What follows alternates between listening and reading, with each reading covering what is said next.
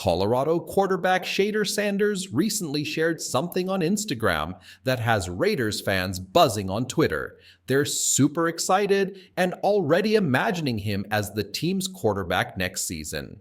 In the video, Sanders is seen driving near Allegiant Stadium. He posted it on his Instagram story with the caption, "Legendary." Now, I know not everyone is 100% sold on Shedeur Sanders. Some fans think it's him or no one else. Personally, I'm open to other options. Even with names like Cam Moore in the mix, the key is finding a quarterback who fits.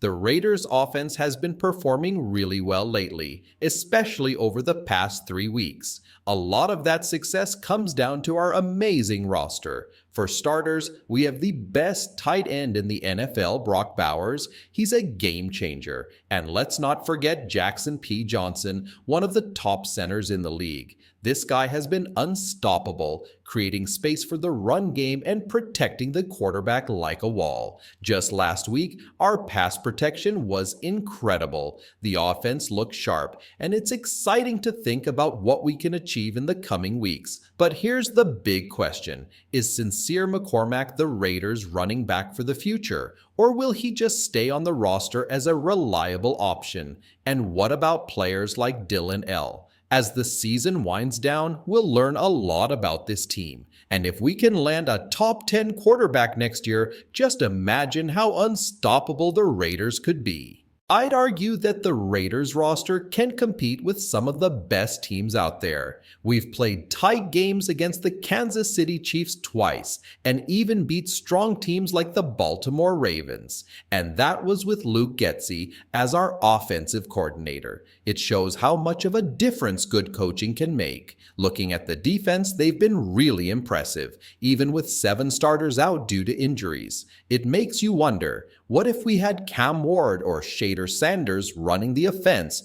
Both could easily put up 25, 30 points in a game. With that kind of scoring, I believe our defense could shut teams down, force turnovers, and dominate when we play with a lead instead of always fighting to catch up. Of course, a fully healthy defense would be key. We'd need guys like Christian Wilkins and Mallow back. But when the defense was healthy at the start of the season, they were legit. Remember the game against the Chargers? The offense might have struggled, but the defense held strong. Now, with Shedeur Sanders hinting he might want to join the Raiders, it's exciting to think about the possibilities. If he joins, we'll finally get to see how great this team can be. Looking ahead, the Raiders don't need to win all 5 of their final games. What's more important is evaluating the team. For example, how will Jackson P. Johnson handle Kai Jancy?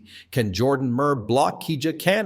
These are key questions we need answers to. The upcoming game against the Tampa Bay Buccaneers will be a real test. Tampa's front 7 is solid, and our offensive line will need to step up. It's also a chance for Aidan O'Connell to prove himself again after his strong showing last week. When I reviewed the game tape from our matchup with the Chiefs, one thing stood out. They blitzed us a lot. That's something we need to prepare for as we finish the season and look to improve. When the Chiefs blitzed us last week, Aidan O'Connell handled it well, throwing the ball over the top and making big plays.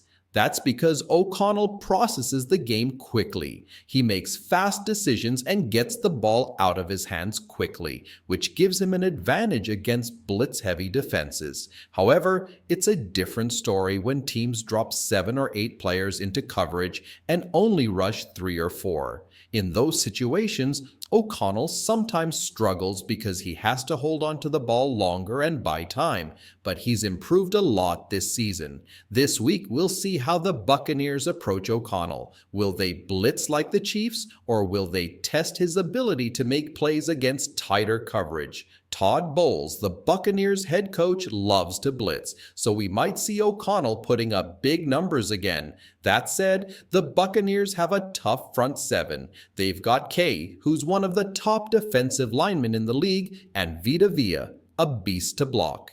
The matchup between Vita Vea and Jackson P. Johnson will be one to watch. On the offensive side, the Buccaneers are just as strong. Their offensive line is impressive with Luca Di at right tackle, who's been solid lately. Graham Barton is holding it down at center, and they have one of the best left tackles in the NFL, Tristan Wirfs.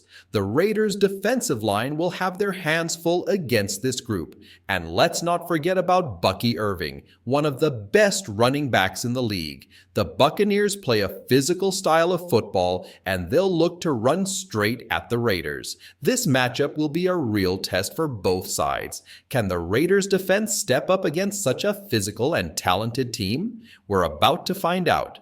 The Raiders have a tough challenge this week, especially against Tampa Bay's strong offensive line. The big question is, can the Raiders step up and stop the run? This season, the team has struggled with run defense, often giving up big plays. Adam Butler looked solid last week. Can he do it again? And what about Max Crosby? Some people think Crosby isn't making the big plays they expected, but I disagree. Still, it would be great to see him step up and grab a couple of sacks in this game.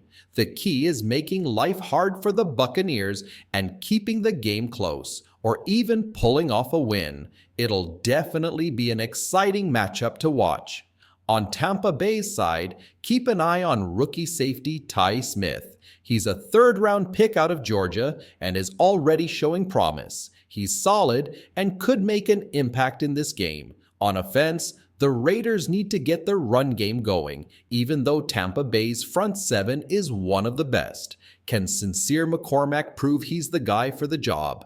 The offensive line needs to step up and open lanes for the running backs. I also want to see how Jakobi Meyers performs. Last week he was on fire early, racking up 85 yards in the first quarter when defenses weren't double-teaming him. But once they started bracketing him, he was taken out of the game. This week, I want to see if Meyers can figure out how to beat double coverage. He hasn't faced much of it in his career, thanks to having Devontae Adams as a teammate. If Meyers can adjust and make plays, it'll be a big boost for the Raiders' offense. Looking ahead to next season, if Jakobi Meyers can't figure out how to beat bracket coverage, the Raiders will need to find a true number one receiver who can handle it.